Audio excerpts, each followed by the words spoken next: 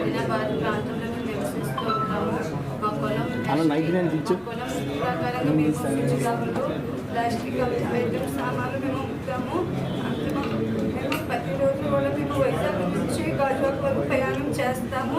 ఈ క్రమంలో జబ్బులు ప్రసాద్ అనే వ్యక్తి నన్ను అసహ్యకరమైన మాటలతో బూతులతో మాట్లాడుతూ వస్తామని అసహ్యకరంగా మాట్లాడేవాడు.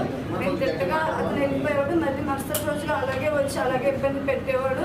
ఒకరోజు జనవరి 17వ తారీఖున ఉదయం 7 గంటలకి నచ్చి అందరూ చూస్తుండగా నా చేయి పట్టుకొని చిమ్మి లాగి అసహ్యంగా ప్రవర్తిస్తే నేను చెప్పు తీసుకొని కొట్టాను. అతన్ని కొట్టగానే లంచా నువ్వు నాకు కొడతావా అని పేరుని చెప్తాను. రేపు ఇదే సమయంలో మా వాళ్ళందరం తెచ్చి ఇదే గాజువాక జంక్షన్లో నేను చావు చూస్తానని అతను గట్టిగా తిడుతుంటే అక్కడ ఉన్న నలుగురు వచ్చి ఎవరమ్మా అతను అనగా ఇట్లా ఎవరో మాకు తెలియదండి, మేము ఇలా ఎకరాల కోసం మమ్మల్ని ఏడిపిస్తున్నారు, అసహ్యంగా మాట్లాడుతున్నారంటే వాళ్ళందరూ నలుగురు వచ్చి ఆయన కొట్టబోగా ఆయన అక్కడి నుంచి వెళ్ళిపోయి మరుసటి జనవరి 18వ తారీఖున ఆయన వచ్చారండి. మేము పాతవాక్ జంక్షన్ అనకాపల్లి ఆటో ఎక్కుతాక ఆటోలో ఎక్కాము. మేము ఆటో ఎక్కగా ఆటోలో కూర్చున్నామండి.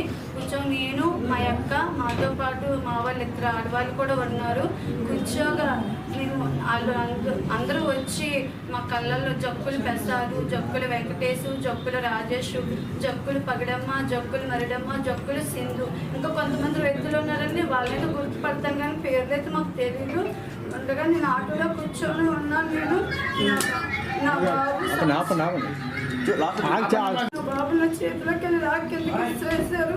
కిందకి ఇసిరేగా బాబు ఎక్కడ నాకు జబ్బులో కనిపించలేదు. నాకు అసలు బాబు చనిపోయాడని అనుకున్నాను. నేను బాబుని ఇసిరేసిన కళ్ళల్లో కారాలు కొట్టి జుట్టు పట్టుకుని బయటికి విడిసి కత్తితో నా తలపై పొడిచి నా ఒంటి మీద బట్టలు చింపి నా చేతి మీద చేసుకొని జాకెట్ చింపి అసహ్యకరంగా వీడియోలు తీసి వాట్సాప్ గ్రూపులో పంపించారండి. పంపించి మళ్ళీ ఆ వీడియోలు కూడా మాకు అందరి దగ్గర మాకు వచ్చాయి. గ్రూప్లో పెట్టగానే ఇలా చేశారు. ఇలా చేయగా మేము హాస్పిటల్కి హాస్పిటల్కి వెళ్ళాము. మేము ఎల్లకనటి రోడ్డు మీద ఎంత దారుణంగా చేశారు మమ్మల్ని. చేయగల నేను స్లో తప్ప పడిపోయాను. కొట్టరాని చోట్ల కూడా కొట్టి నిజంగా మీడియా ముందు చెప్పుకోలేకపోతున్నానండి. ఆడదాన్ని కూడా చూడలేదు. నిజంగా కొట్టరాని చోట్ల కొట్టి తాకరాని చోట్ల కూడా నాన్న బీభత్సం చేసి మమ్మల్ని కొట్టి నిజంగా గ్రూపుల్లో వాట్సాప్లో పెట్టారు. నేను స్లో హాస్పిటల్కి తీసుకెళ్తున్నారు. హాస్పిటల్కి వెళ్ళకుండా మేము ముందు పోలీస్ స్టేషన్కి వెళ్ళామంటే అక్కడ ఎఫ్ఐఆర్ రాస్తాకి వెళ్ళాము. వెళ్ళగానే అక్కడ లేడీ కానిస్టేబుల్ గారు ఉన్నారు. అందుకమ్మ బ్లీడింగ్ చాలా అయిపోతుంది, మేమే హాస్పిటల్కి వచ్చి మేము రాసుకుంటాము, మీరు ముందు ట్రీట్మెంట్ చేయించుకోండి అని చెప్పారు. మేము అక్కడికి సరే మేము హాస్పిటల్కి వెళ్తే కానిస్టేబుల్ గారు వచ్చారండి.